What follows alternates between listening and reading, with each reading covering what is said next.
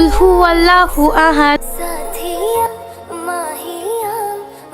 এই বাড়িতে যদি একদিনও শান্তিতে থাকতে পারি, সারাদিন কাজ করেছি, রাতে যে একটু শান্তিতে ঘুমাবো সেটাও আর হয়ে ওঠে না।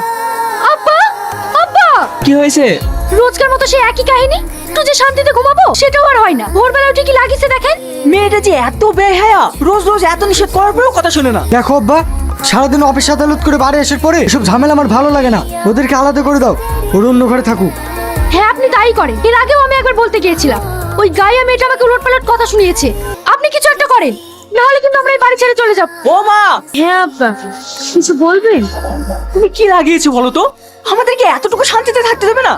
আমি আবার কি করলাম? ওরা যে সারাদিন পরিশ্রম করে একটু ঘুমায়, সেটুকু তোমার সহ্য হয় না? ভোরবেলা উঠে কি সব হবে যে বিপদ? আব্বা, ওটা হাবি যাবি না। ফজরের নামাজ পড়ে কোরআন তেলাওয়াত, এতে আবার ঘুমের কি অসুবিধা? কি হয়েছে? আমি কোরআন পড়ছি বলে তোমার ভাই ভাবিদের অসুবিধা হচ্ছে। দেখো আব্বা, এটা পবিত্র রমজান মাস।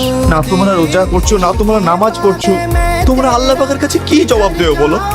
তোদের সবসময় মুখে মুখে কথা। দেখ, এইসব অশান্তি আর ভালো লাগছে না।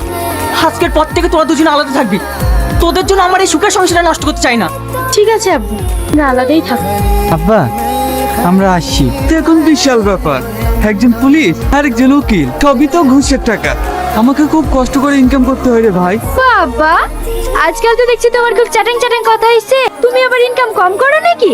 ছাড়ো তোর কথা, আমরা সারা বছরে যা ইনকাম করব ওই রমজান মাসে তাই ইনকাম করবে। তোর ব্যবসা কেমন চলছে? হ্যালো, 7 লরি ফল কিনেছিলাম, 2 দিনেই সব শেষ।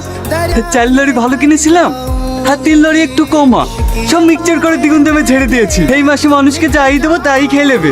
দেখ ভাই, এটা পবিত্র রমজান মাস। মাসে মানুষকে না ঠকিয়ে কিন্তু ফলগুলো একটু কম দামে দিতে পারিস, তো গরিব বড় লোক সবাই কিনে খেতে পারবে। আর এত লাভ করে কি হবে রে? একদিন তো সবকিছু ছেড়ে চলেই যেতে হবে। দেখি সব্বা, তোমার ছেলে মুখে মুখে কথা, বড় ইমানদার ব্যক্তি হয়েছে। এত কাজ থাকতে 5,000 টাকা যায় মাদ্রাসা ছেলে মেয়ে পড়াতে। যদি আমার ব্যবসাতে হেল্প করে, তাহলে ওকে আমি মাসে 30,000 টাকা করে দিতে পারি। না রে ভাই, আমি এমনি ঠিক আছে। তুই মানুষ ঠকিয়ে পাপের পথে টাকা আমার দরকার নেই।